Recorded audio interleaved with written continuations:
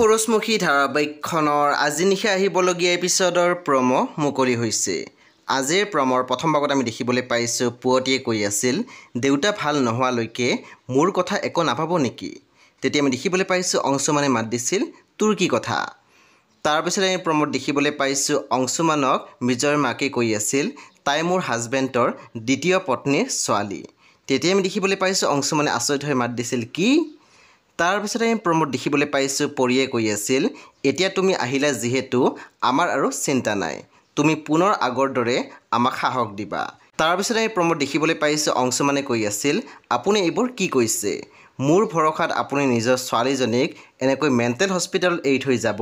সেই বন্ধু বান্ধৱীসকল, আজি নিশা 8 বজাত ৰং টিভিত আহিবলগীয়া খৰচমুখী ধাৰাবাহিকখন খুবেই বেছি ইণ্টাৰেষ্টিং হ'বলৈ গৈ আছে। সেই আপোনালোকে চাবলৈ একেবাৰে নাপাহৰিব।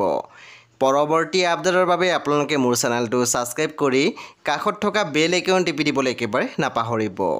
আৰু প্লিজ আপোনালোকে মোৰ ভিডিঅ' এটা লাইক কৰি দিব।